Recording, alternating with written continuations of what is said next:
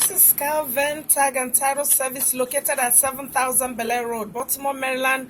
Zip code is 21206. Our phone number is 410-668-6000.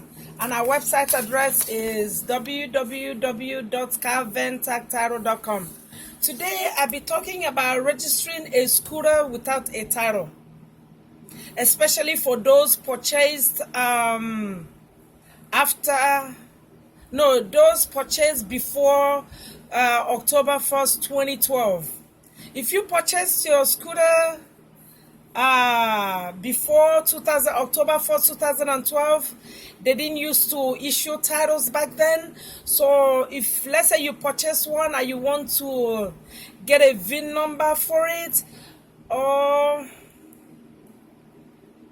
because most of them, they didn't, I don't know if they used to have VIN numbers on them or that they didn't used to give titles. So if you have the VIN number of that scooter and you know the make and model, all you have to do is when you're buying it from the seller, make sure the seller fills out Maryland bill of sale. Make sure the year, make and model plus the VIN number is printed on that bill of sale. So if you get the bill of sale, make sure the seller notarizes to be on the safe side. It would be better for you to have the seller notarize the bill of sale. That way it will be more authentic, especially when there's no title involved. So if there's no title, make sure you notarize the bill of sale. Make sure the year, make and model and the VIN number is printed correctly, because if there's a problem with the VIN number, the system will not be able to register. And if you don't know the make and model, you must have at least the VIN number. If your scooter does not have a VIN number, then you have to take it to Glenbunny, or you go online and apply for a VIN number. There's a form you have to fill out, to request for a VIN number. I think you have to take it to Glenbunny because they have to see it and then they will engrave a VIN number to it. That way you'll be able to get a title for it. But for those of you who purchased before 2012, October 1st, 2012, and they didn't give you a title, if you're buying from the seller, make sure the seller fills out Maryland bill of sale. If possible, have the seller notarize it. So when you come in to me to register such a scooter, I'll be asking for the bill of sale. So the bill of sale is gonna be my guide. So make sure the VIN number is printed correctly, because if there's a mistake on the VIN number and I put it in the system and I cannot find it, then I'm gonna have a problem with it. So make sure everything is printed legibly. Then another one is, okay, when I'm registering it, the system is gonna have you fill out VR005. VR005 is you applying for a new title. Once I collect the information and I put it in the system should be able to populate this form. You will fill in all the spaces, and all you will do is to sign right down here where it says the signature of applicants. You see here, the very first line, it says signature of applicant. So make sure you will sign here. By then the system must have printed your information right here. Then the next form I'm going to have you fill out manually is VR. Let me do this first. VR450. VR450 is Affidavit of Ownership. So Affidavit of Ownership is what you're going to fill out. Is like you making a statement that this vehicle, you purchased it from whoever that person is, the make and model. So you fill this out. If it's a scooter, there's a portion here for you to check if it's a scooter, and if it's a moped, whatever your situation is, you select which one. If there's a lien, I'm gonna need the lien information. Basically, if you're buying it from an individual that does not have a title, hopefully there's no lien on it. So yeah, if there's a lien, but if there's a lien, I won't be able to register it because you must have the lien release. So yeah, lien, you skip that, and then you print your name and then you sign. So the essence of this is for you to select which one is your vehicle, whether it's a moped or it's a scooter or an ATV, Snowmobile, whatever it is. We need for you to check this off, and then I should be able to once this is filled out, then I'm good to go. Then the last form you're going to apply, you're going to fill out for me will be VR337. VR337 is application for title decal for a moped, this is you applying for a decal, because once I register the scooter, there's the system is going to assign you a decal that you're going to place on the back of your moped or scooter. So make sure you fill this form 337 VR 337. You're going to put your name here. You check off whichever one is your vehicle, whether it's a moped or it's a scooter.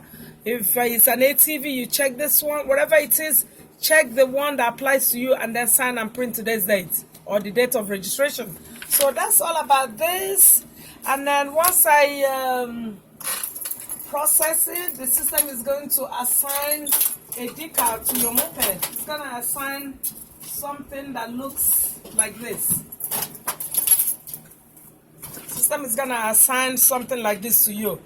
It's gonna be like this, and if like the police, if they pull you over, they're gonna run this number, and once they run it, they should be able to see that the moped is registered to you.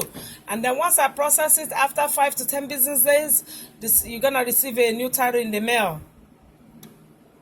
So that's all about that, to register your scooter without a title.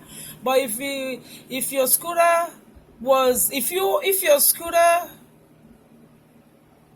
okay, if you purchased it after 2000 and if you purchased your scooter after October 1st, 2012, say like 13 going upward and newer, you must have the title.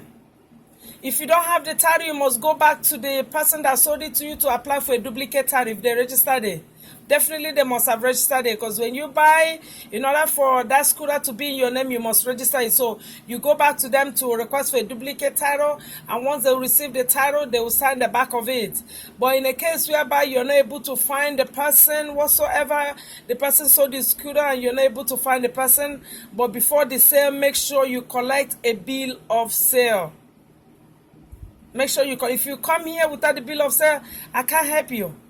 You have to have them fill out the bill of sale. Make sure they put the correct year, correct model, and then the VIN number. The identification number must be legible in order for me to be able to locate it, because I have to search for it. So if I cannot find it, then I have a problem with your scooter. I will not be registering it if the VIN number doesn't match, or maybe the person forgot omitted one of the letters or numbers, So make sure when they're writing it down, if you like, you take a picture of it and make sure they write the correct VIN number. Because when you come to register it and you don't have the title, I have to go by what's on the title or on that bill of sale. Because a lot of people will give a bill of sale without putting the make and model of that vehicle. If you're giving me a bill of sale that doesn't have a VIN number, the make and model, I will not be registering it. So when they're giving you that bill of sale, the best bill of sale to give is to go to MVA website and download VR181. VR181 will ask for the year, make and model, and the VIN number. So you need to feed those information in, and once you finish, you sign. So if someone is giving you a bill of sale and is not including the make and model of that vehicle they're selling to you, that bill of sale is no good to you. It's not going to be authentic, because nobody's going to honor it. In order for us to register their vehicle, the information has to be on that bill of sale. So the best advice to give you is to make sure you use Maryland bill of sale, VR181. So once you download it and they fill in all the information, then I should be able to register that scooter. So make sure, to be on the safe side, I will advise you to have the seller notarize the bill of sale. That will make it more authentic. If possible, get a picture, get a copy of their driver's license, just in case if anything goes wrong, that way we'll be able to track that person down. So make sure when you're purchasing something without the title, you get a bill of sale. But in most cases, if it's a vehicle, you must have the seller request for a duplicate title. Bring them here to request for a duplicate title. Once I process it, it's going to take 5 to 10 business days for them to receive the title. And once they get it, they sign the back of the title and then they'll give it to you.